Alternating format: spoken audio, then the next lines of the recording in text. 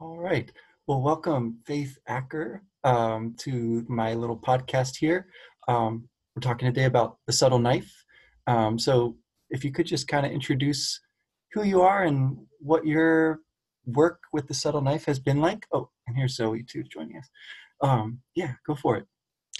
Hi, I'm Faith Acker, and I, among other things, am a teacher at community colleges in the greater Washington, D.C. area, and I also precept and lecture online for Signum University, which is run out of Maine, I think. No, sorry, New Hampshire. Yeah. But it has an international student body as far, I think, all the way into the Eastern hemispheres and Europe and Australia. I guess that is the Eastern hemispheres. I think we have had a Japanese student in my EPIC class last semester, and then quite a lot from North America as well.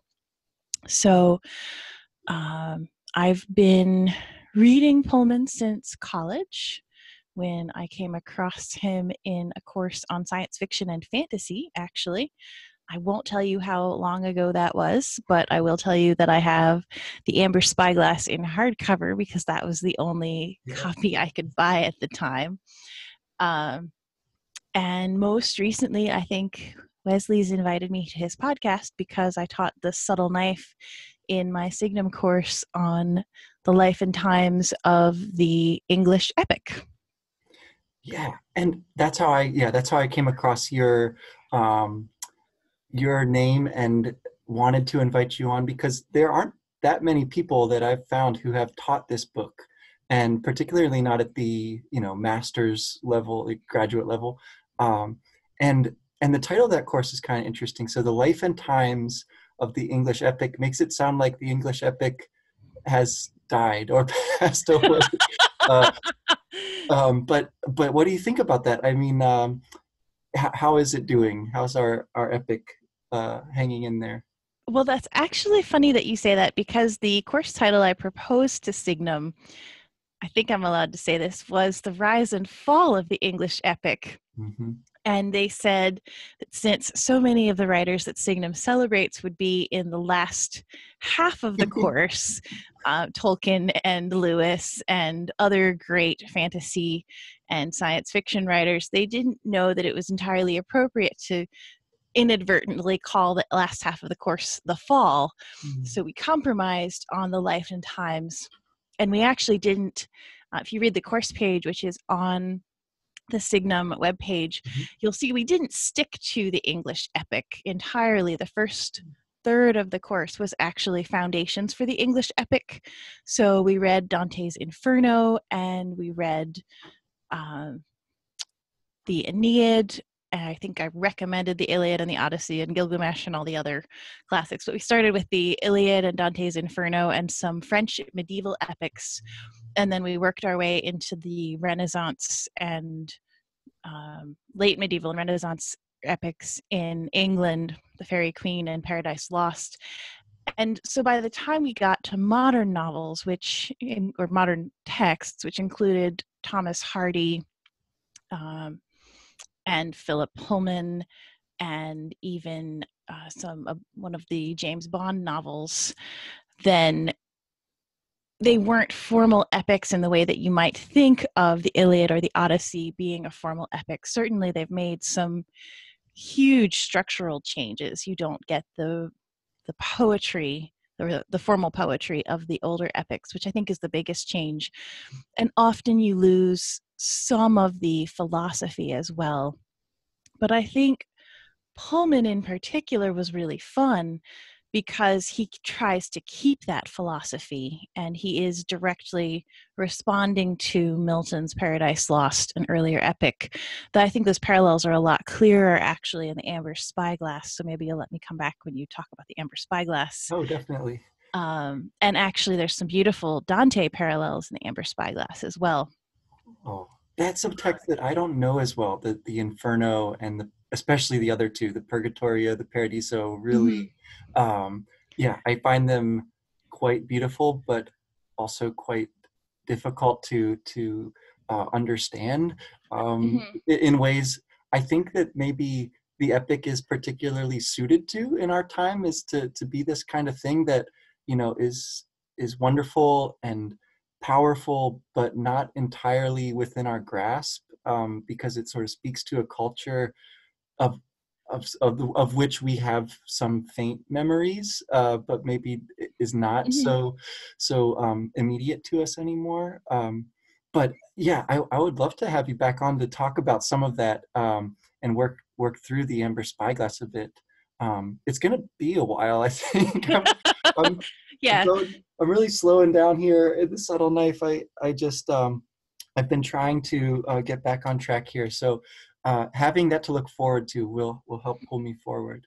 Now, so for teaching Pullman alongside the likes of Dante and Milton, and sort of putting him within that tradition, that's a really different way of approaching Pullman than I would have assumed, given Signum's interest in Tolkien and Lewis, that he would be set up as a kind of anti-Lewis, right? Like he likes to set himself up in a lot of ways. And he says Hmm. some really disparaging things about Tolkien too, but he really doesn't like Lewis's you know, Narnia books, essentially. He finds a lot of faults with them, and takes him to task. Now, how much does that enter, that sort of framing? How does that enter in, and how is it in tension with this other framing of him, Pullman, being in this kind of epic line of poets and bards and things? Well, that's really two questions, I think.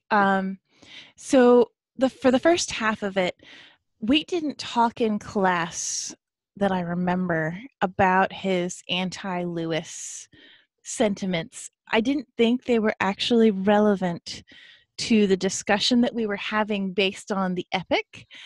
They and even the whole dark dark materials trilogy, in some ways it's anti-Lewis. It's certainly not as anti-Lewis as Lev Grossman's The Magicians, which sets up an anti-Narnia and batters it down and shatters it to pieces very deliberately. I think, if anything, I wouldn't say that Pullman feels anti-Lewis to me. I would say that he and Lewis are doing many of the same things, but starting from very different philosophical perspectives. And while he may, and another difference I would say is that for me, the Dark Materials trilogy is really set for a slightly older reader than the Chronicles of Narnia. I would read the Chronicles of Narnia to probably a 6-year-old, at least the first few, maybe 6 or 7. I don't have children, so that's totally arbitrary. I'm not abusing my own children if there's something I'm forgetting. But I would read it to a pretty young child, and I'm fairly sure that I've taught in secondary schools where they've read it in at least 3rd grade, very appropriately. I don't know that I would I certainly wouldn't give the Amber Spyglass to a child that young, but I probably wouldn't give The Last Battle either. There's just a lot more to chew on in that respect. But I don't see his Dark Materials as being an anti-Lewis. I see it as being more of a modernized, almost an anti-Milton, Yeah. actually. It may have some Lewis influences in it, and I think that last week when we were doing the Signum Symposium, Gabriel Schenk mentioned a few of those. But I don't see it as being as overt as some of his other statements about Lewis and about Christianity are. Yeah, that's really refreshing. I'm really glad to hear that. And I think that the framing of the book only really enters into the discussion when you're talking about teaching the book, in some Mhm. ways, because, you know, readers can come to it with all sorts of expectations and beliefs and things they've heard about the book or whatever, right? But as long as you sort of like are reading the book because you want to read it, then I think you're going to be okay with this. I think that there might be a danger of reading this book, you know, with an ulterior motive, like there is with any book, right? Because you're sort of going at it with a particular slant of, you know, apologetics on the one hand, or, you know, you really want to criticize this one element of the book on the other hand. And I think Pullman really falls into that trap with Lewis. He's not a particularly charitable reader of Lewis's Narnia books. And I think it's partly because he read them when he was grown up. You know, Mm-hmm. he wasn't a young kid reading them. He didn't have that early exposure to Mm-hmm. the imaginative kind of power of the books. Instead, he came at them, I think, you know, with a certain ulterior motive, right? So yeah, so I'm really glad that to think of him not as the anti-Lewis, but yeah, as a kind of uh, follower of Milton, and particularly of Blake's Milton, Mm-hmm. right? Uh, which is not the Milton that, say, C.S. Lewis finds when he Mm-hmm. reads Paradise Lost. So yeah, so could you elaborate a bit on in what sense Pullman is an anti-Milton, if you're willing to indulge us? So I'm going to assume your podcast listeners have largely read his Dark Materials. Is that safe? Yeah, please feel free to give any spoilers or whatever for the first few books at least. Yeah. Um, so, and I'm really assuming if you're a podcast listener here that you've read the Amber Spyglass, and if you haven't, you should probably skip ahead about 2 minutes, Oh, so because I will ruin the plot for you. But I think more or less, I view his Dark Materials as an epic coming of age novel series. And when you get to the end of the Amber Spyglass, Lyra has her first amorous encounter, and it's very sensually described, which is probably why I wouldn't have a 6 or 8-year-old read the book. Um, maybe they would. Yes, you're making the hand gesture like they would totally miss it. Maybe they would, but it would concern me that it, and also it's because it takes place in another universe. The amorous touching also involves the demons as well. So while I find that really fascinating, but the whole principle of Paradise Lost is that it sets up the fall of Adam and Eve, and it does it in a very sensual way. There's actually there are 2 sex scenes in Paradise Lost, which many people conveniently gloss over. And the first one is kind of gentle and touching and all the things that Milton imagined pre-lapsarian sex to be.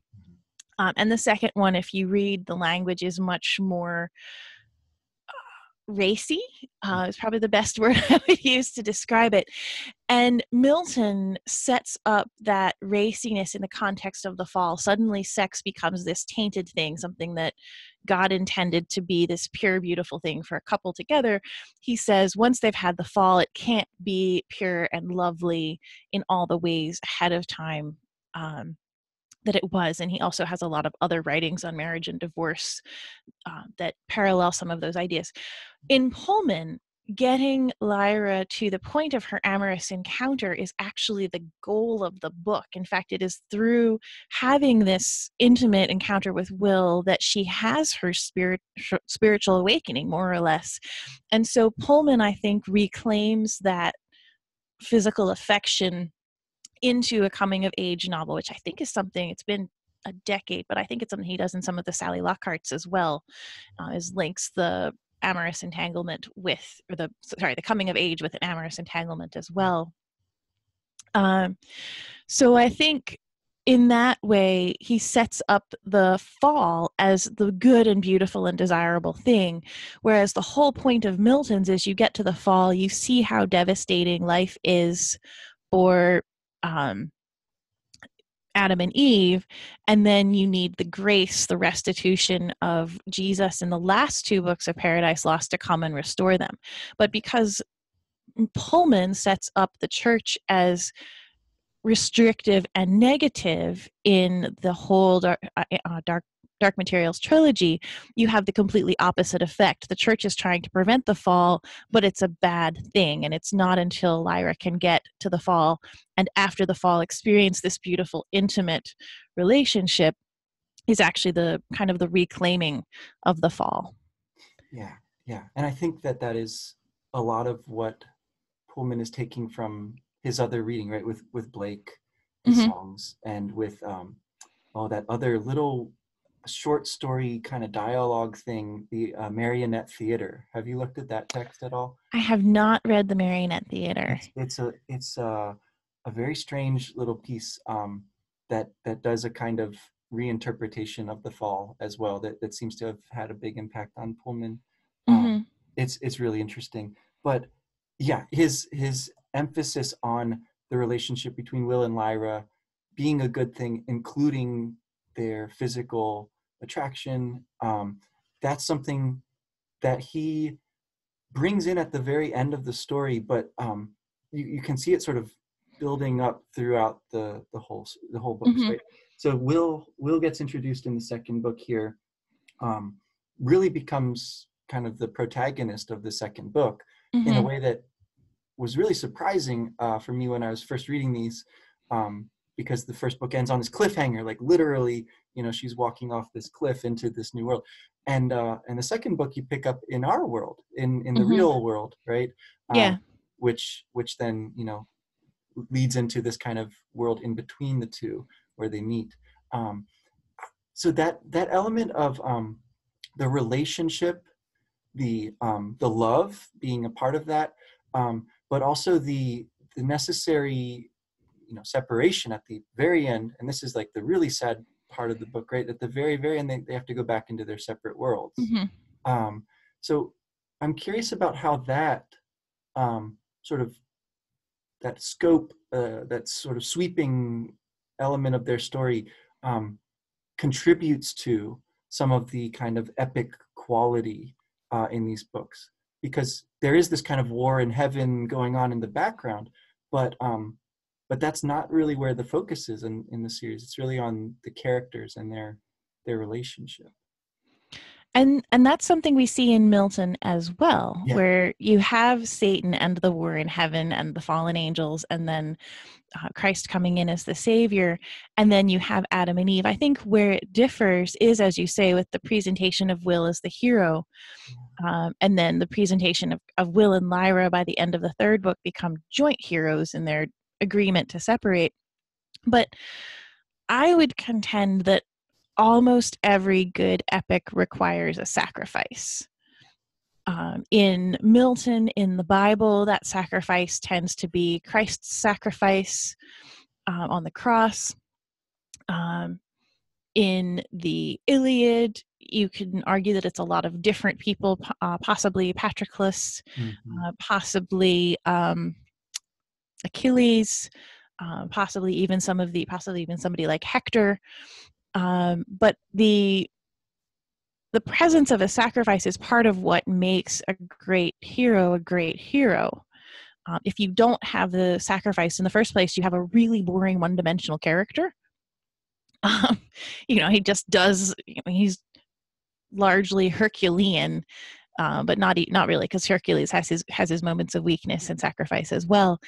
But there's something that we don't like about our heroes being flawless.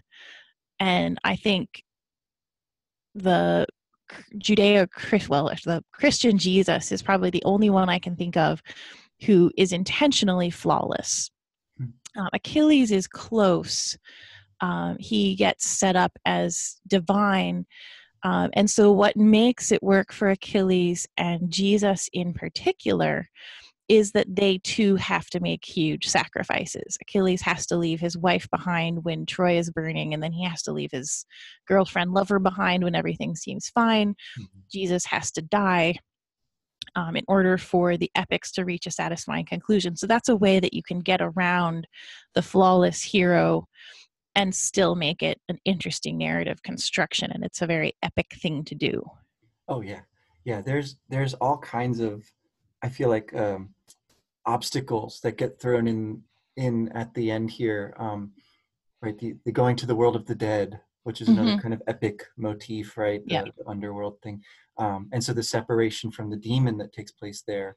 um, I see that as probably the big, sacrifice moment prior to the Mm-hmm. really abrupt one at the very end, right when they Yeah. realize they can't be together, and then they again sort of separate, and so that there's there's this promise at the end of the book that though they can't be physically together, they can sort of emotionally and in some kind of spiritual way almost, um, you know, connect by traveling in this kind of imaginative sense between the worlds, right? They won't physically be able to go anymore back and forth, but in the same way that the shaman character, Will's father, has been sort of traveling and learning things in the Mm-hmm. spirit, as he says.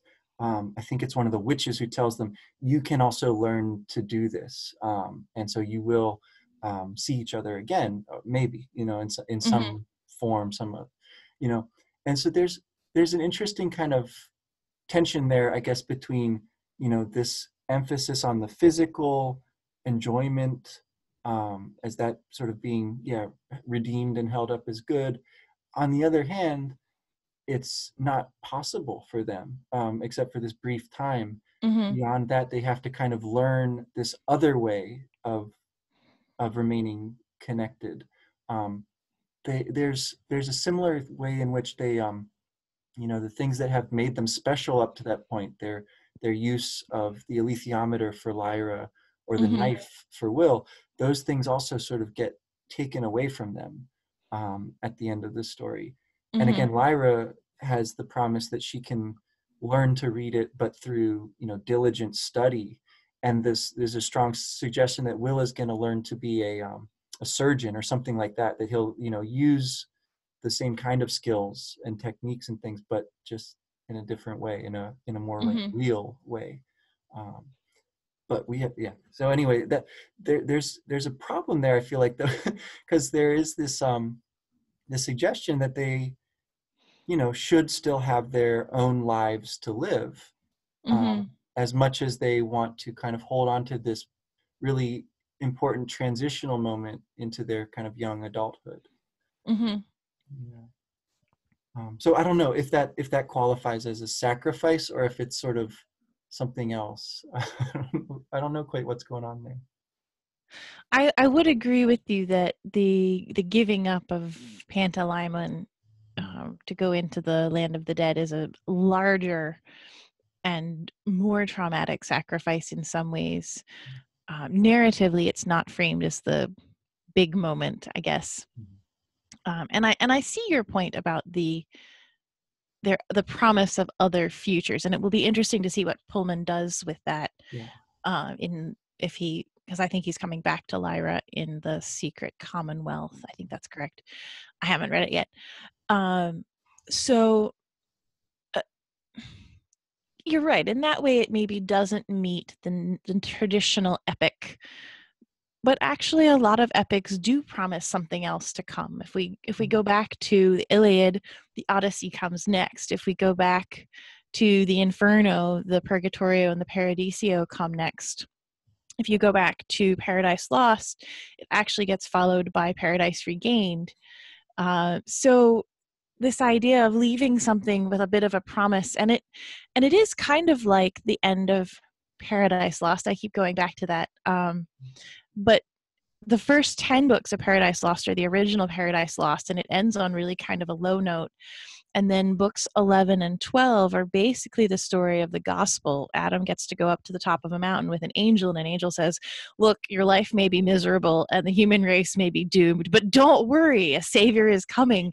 And then there's this very compressed 2 books at the very end where he says, look, this better future awaits. And Adam goes down like, oh, hurrah, better future awaits. Never mind that my family has to live through the entire Old Testament before that better future. I mean, he doesn't know at that point. There's no real sense of scale for Adam. And I suppose there's no sense of scale really for Will and Lyra either. Those things could pick up and be beautiful immediately, or it might take a lot more time and some angst and agony. Yeah.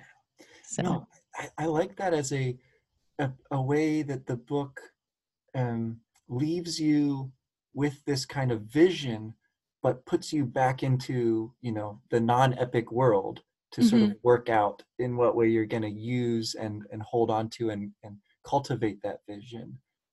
That seems like a really powerful, um, I don't know if it's a pedagogical sort of sense in which epics, can affect us, or if it's something a bit deeper than that.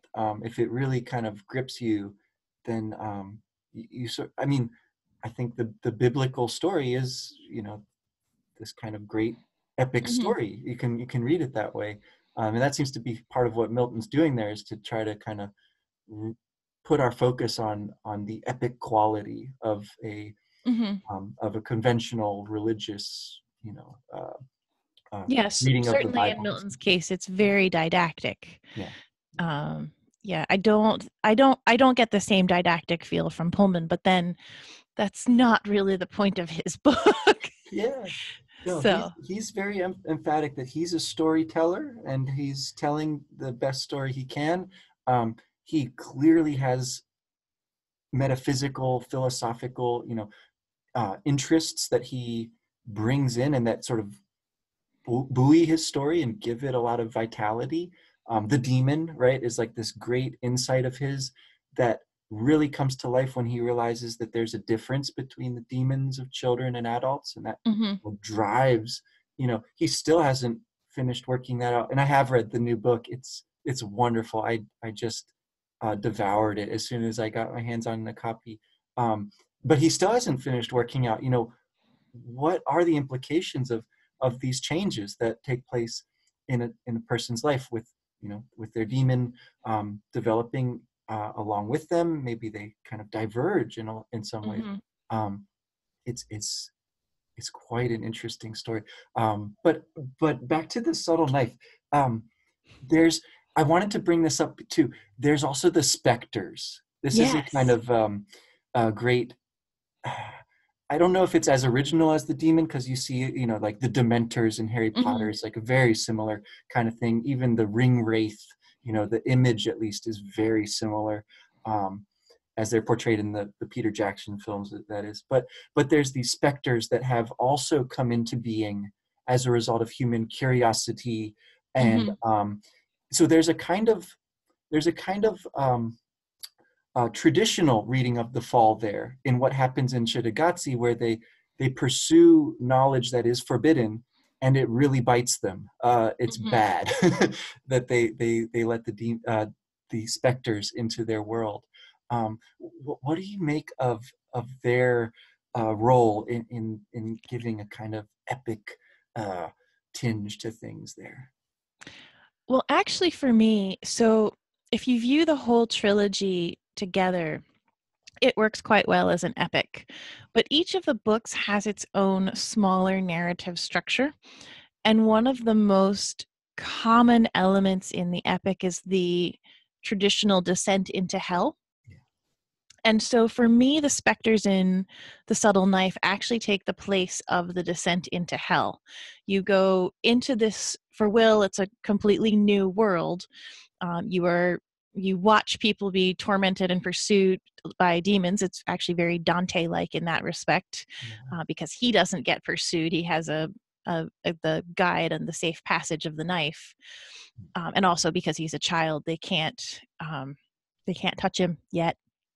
Um, and then the adults of the world are the ones who are suffering from this, and I think it's kind of unfair, because I think the adults who do get destroyed by the specters by the time Will and Lyra get there are not the adults who have had the who have failed others, failed the others by pursuing the knowledge and opening things with the knife. Those careless ones are either long gone, or even worse, they have escaped into other worlds and avoided the consequences of their actions. Um, but yeah, for me, they fill the gap left in the plot of the descent into hell. It's a place where you go and you combat demons, more or less. In this case, they are, to Will and Lyra, invisible demons. There's a beautiful scene in one of the early chapters where they watch somebody fighting them off, but they can't see them, so I think they just see his arms flailing. Yeah. But they're still there, and you know it's something awful and dreadful. And I think I think there's a moment where they have kind of a sickening feeling. Yeah. I Yeah. So there's a scene where Lyra sees the young man who they've they defeated to win the knife back. He Yep. had stolen it. They win it back. She sees him down there now without the knife. He's prey to the specters, and they get him. And she sees him trying. She sees him trying to count the stones in the wall. This is a weird little detail that Will picks up on when she tells him the story a few chapters later. And he thinks maybe the specters come from our world, after, like the real world, after all, because he has seen his mother, who's sort of has these mental demons, right? She's seen him do similar things to try to, sort of keep it all together. And there's a pretty clear, I think, line you can trace there, where just like Dante works out in the imagery of hell, sort of psychological realities of exile and political turmoil and whatnot, and just sins of various kinds that eat you up. In a similar way, Pullman seems to be drawing on his own experience or things he's seen of depression, of mental illness, and kind of bringing that out through the specters as this kind of force of taking your soul, your spirit, and leaving you this kind of emptiness, this deep melancholy, which is I guess a lot like hell, probably. But yeah, that's a really interesting reading, and not one that I had considered before, but I like it a lot. Yeah, well, I can't take credit for it. I definitely read that in some of the reading I've been doing. I think it's in a book by Marie Bridge, maybe, where she's talking to Pullman, and it's a transcript of their dialogue. I can't remember the name of the book, but yeah, and if you listen to Pullman in his podcasts that he's been doing to promote the new book, he talks about depression, and he talks about The Anatomy of Melancholy being one of his favorite books, and stuff like that. So there's definitely something there, but it's tricky because he's a living author still, so he's prone to like say things about his books which may or may not be that spot on for readers who have their own intricate theories they want to work out. And he keeps writing them too, and again sort of changing, going back and reframing things that have happened in the course of the story, giving more details, but I feel like there is something about there's something else about worlds, and so the descent into hell or the other world of Cittàgazze, in the other new book, the less new book. Have you happened to read La Belle Sauvage, the Yes. first book of so they go into the fairyland kind of underworld in that one. Towards the end, they're pulled by the current, and they go down this kind of waterfall, and they're in this place where there's lights in the trees, and everything's very beautiful on one side of the river, and everything's very misty, and when they can see over, it's dead on that side of it. So there's this kind of fairyland quality that breaks in there. The Secret Commonwealth is an old book about folklore and fairies and things. How does that, again, I wonder if there's something, is there an epic tradition which is in conflict with a fairy folktale tradition, or are those things in more kind of continuity with one another? And where does Pullman maybe fit in with that part of the conversation? I really think that's very continuous, actually. Maybe not, I don't know enough Greek and Roman folklore to be able to distinguish religion from fantasy in the classical world. But certainly by the time we move into the late medieval era, and the biggest example I would give you of the blending of fantasy and religion would be the Fairy Queen, which, like Milton and actually like Tolkien, was trying to be the great English epic. It's all about Elizabeth I, but it's largely allegorical, much like Lewis, but it has these huge hearkenings to the fantasy world. There are dragons and knights, and I can't remember if there's something explicitly called a fairy, but there's certainly witches. And so all of these elements of English fairy tradition sneak into this epic that also has classical roots, that also pulls on French epics, some of which also are slightly fantastic in their nature. Many of the French epics are more religious in their touches of fantasy. It's more miracles rather than magic, which is a distinction that a lot of Christian writers will make. But in the Fairy Queen, Spencer doesn't really have any trouble bringing all of those things together. He's very happy for a witch to exist alongside a knight who is representing a Christian virtue. And So the King Arthur kind of story gets pulled into that too, right? I haven't read much of the Fairy Queen. I think I read the first book and a bit of the second, and that's as far as I got. I got it's a long commitment. We also did bits of that in our epic class, but I didn't match them to Pullman very well. Well, he has been taking little epigraphs from the Fairy Queen in his new Book of Dust.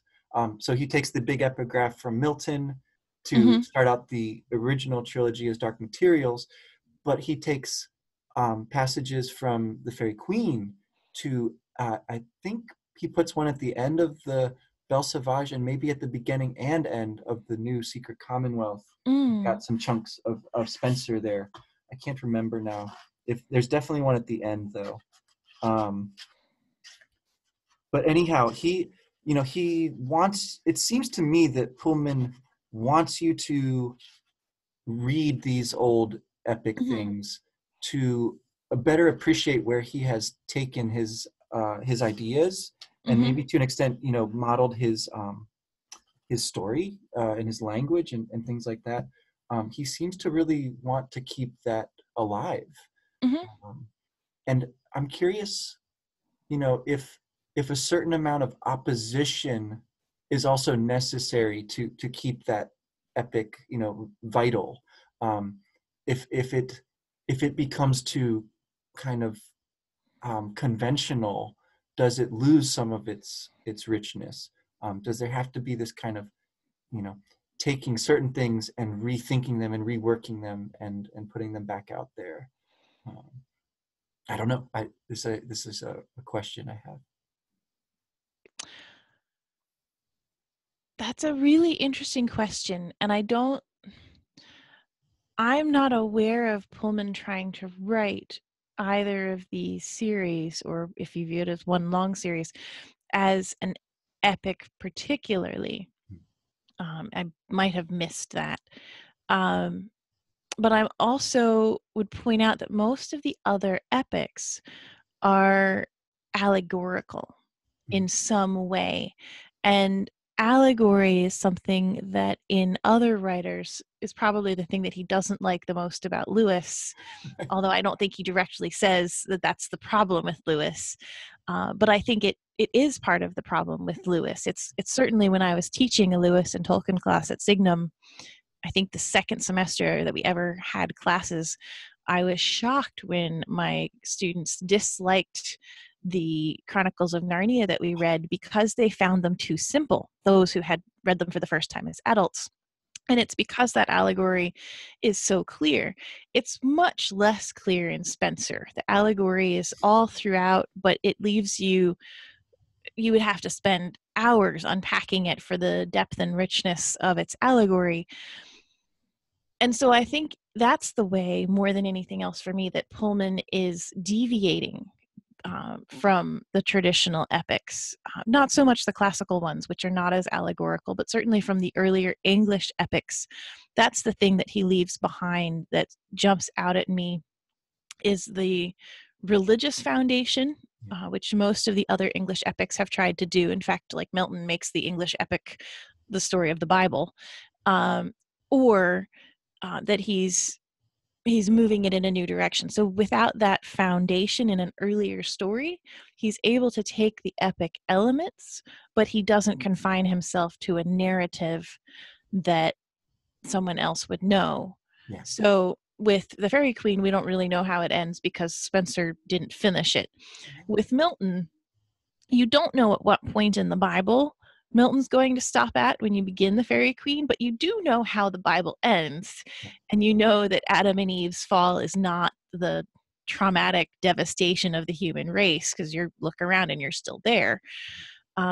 With something like the Book of Dust, we don't really know where it's going to end because he doesn't have something that he's referring to that is a known story. So I think the plot is really the thing that's different, that he's adding to the rest of the epic genre, this narrative story of Lyra, and Pantalaimon as well. Yeah, I mean, it's an interesting problem, I think, for a reader of Lewis's Narnia books to appreciate, I guess, on the level of, the child reading these books innocently, so to speak, not being aware that they are allegories of Christian belief. I mean, when I was a kid, I didn't pick up on that consciously, I guess. I really enjoyed them. I still enjoy them as just stories. I see the problem, I guess, of you know, the allegory being too simple or something, but that's only the case once you know that it's there. And I think with Pullman, there's an interesting insertion of allegory. Maybe it's not the right word for it, but there's an invitation to think allegorically in the alethiometer itself, which is this circle of images, and each image has many meanings. I think that's the important part there, that like it has fixed meanings, but there's so many of them and there's so many ways to combine them that it can essentially tell you any kind of story that you might be asking your question about, right? And so I think in that regard, it is a again, I guess the word is invitation to allegorical readings without a fixed single reading being held up as the right one or something like that. He seems to want readers to interpret the book as having a deeper meaning, something behind the imagery, but he's wary of putting too fine a point on just what that meaning has to be. And yeah, part of that is that the story is still going on, right? So there's certainly targets that he has in mind as being bad and things that he wants to hold up as being good, but just how that story is going to unfold, I guess, remains to be seen to a degree, at least. Yeah. And so the last thing that I wanted to ask about is the kind of King Arthur elements, which come up in Spencer, and he doesn't ever finish kind of making that thing cohere. But is there, I guess, like the image of the knife, right, as being this kind of tool, this weapon, but also an interesting, I guess, contrast to the kind of legendary sword or something like that the Arthurian knight would be wielding. How does that help to distinguish the kinds of things Pullman is doing from the kinds of things that epics and romances have been doing before? That's also a really interesting question, and also something I haven't thought about very much. I mean, what's interesting to me is if you think about the biblical background for having a sword, I'm pretty sure it's the sword of truth.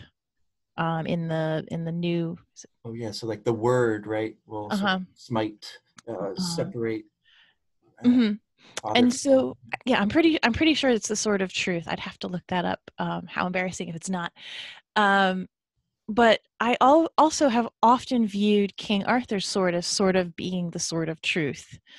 It sits in the stone and it legitimizes him or it comes out of the lake, depending on which version you read, but it legitimizes him as the king. It becomes the great thing that says this man truly is the king of England. And then he uses it, he goes forth, and it allows him victory. It allows him to save and protect and do many other things. And those things are largely true of Will as well. Yeah. He gets marked. He physically loses half a finger to be the knife bearer, and so even the old knife bearer is like, I can see that you've already been marked by it. It's claimed you, much like the sword.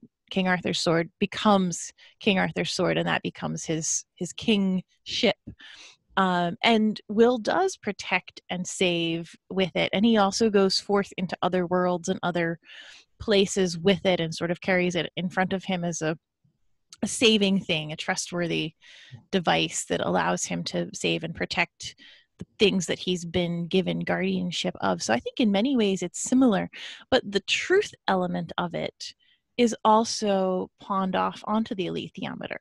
Yeah. You need the two of those together to really get to the fullness, should we say, maybe, of the Arthurian sword and certainly the biblical sword. So it's almost like the two objects together. Obviously, the subtle knife is more important to the plot of this book. The alethiometer comes out, but not very often. And so while it's more integral to the plot, I think you need the two devices together to get that single object mentality. Absolutely. Yeah, yeah. The component of kind of a good authority Mm-hmm.